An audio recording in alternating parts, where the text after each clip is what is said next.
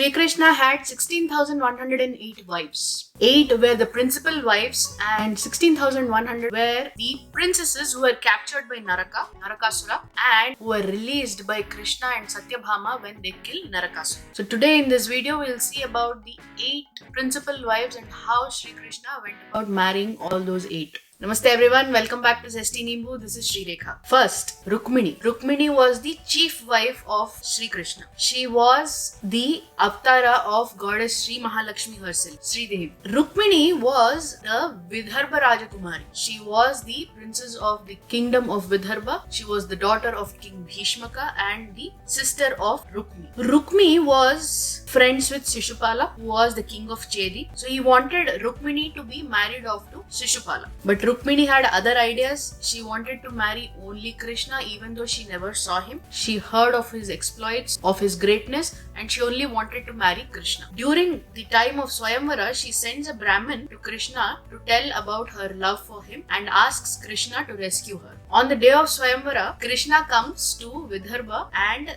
rescues or saves or takes away Rukmini in front of all the princes from other kingdoms. When they were leaving, Rukmi comes in front of Krishna and Rukmini. Krishna then attacks Rukmi, shaves off his head, humiliates him, defeats him and sends him away. And finally he gets to marry Rukmini. This is how Krishna married his first wife, Rukmini. Second, Jambavati. There was a Yadava chief by the name of Satrajit. He was a great devotee of sun god, and sun god, pleased by his devotion, gives him a money by the name of Syamantaka. Syamantaka money was a great jewel which used to give 8 bharas of gold every day. Krishna one day goes and asks Satrajit to give that Syamantaka money to the king, who was Ugrasena, who was the chief of all the Yadavas. But Satrajit rejects him and says that he will not part with that jewel. One day, Satrajit's brother Prasenjit takes that money and goes to the forest for hunting. There he is killed by a lion, and the lion is killed by a bear by the name of Jambavan. Jambavan is also present in Ramayana. And Jambavan takes that jewel and gives it to his infant boy. Satrajit, when he comes to know of Prasena's death, thinks that he was killed by Krishna. Krishna goes into the forest to clear his name of that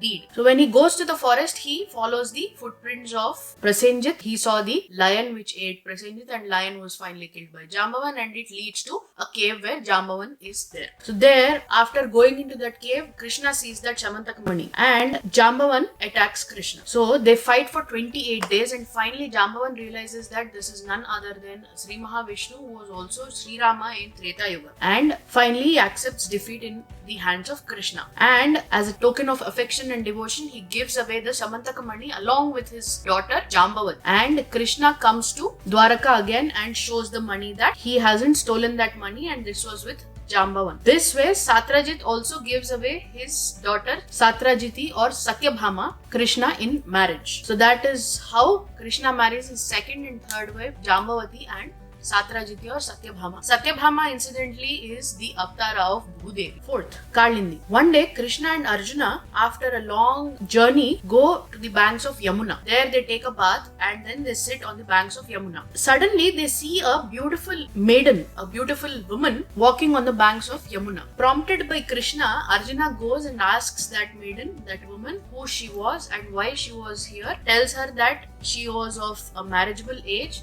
and why she was roaming around. Then that princess or that lady says that her name is Kalindi. She is the daughter of sun god. She was here inside Yamuna waiting for Lord Shri Krishna to come so that she could be married off to him. That was the boon given by her father, that if she waits on the banks of Yamuna, there will one day come Lord Shri Krishna where she can go and marry him. So that way, Krishna, who also knew about this, comes and marries Kalindi. This is how Krishna marries his fourth wife, who is Kalindi. Fifth, Mitravinda. In the kingdom of Avanti, there were princes by the name of Vinda and Anuvinda, and their mother was Rajadi Devi. She was also a sister of Krishna's father Vasudeva. Vinda and Anuvinda wanted to marry off their sister to Duryodhana, but Mitravinda always wanted to marry Krishna. So when Krishna comes to know of this, he comes to Avanti, which is the present day Ujjain, and marries Mitravinda against the wishes of of Vinda and Anuvinda. Incidentally, Vinda and Anuvinda fight on the side of the Kauravas in Kurukshetra war. So this is how Krishna marries his fifth wife Mitravinda. Sixth, Nagnajiti or Satya. She was the daughter of King Nagnajit, who was the king of Kosala. So there were 7 bulls in the Kosala kingdom who were supposed to be defeated if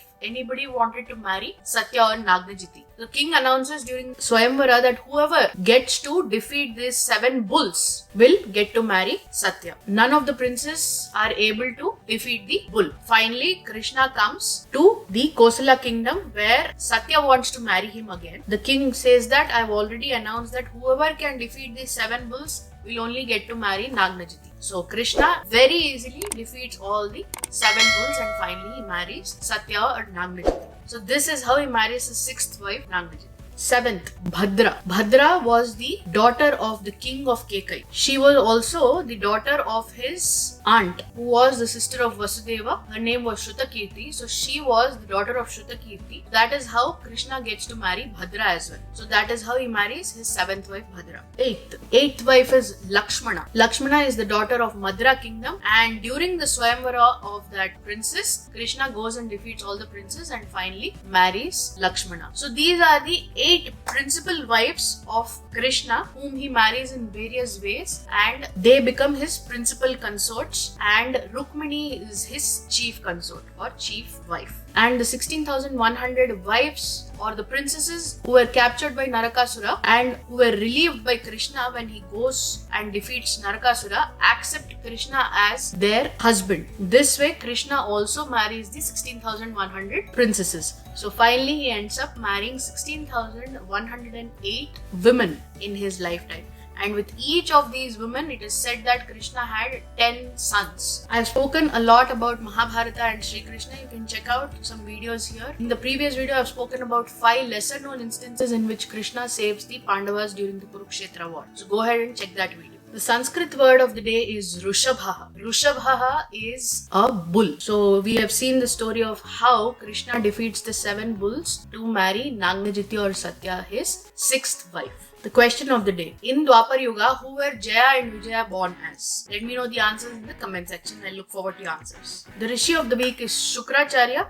Do let me know what you know about this great Rishi. I look forward to your answers in the comment section. I'll see you all in the next video. Until then, Namaste.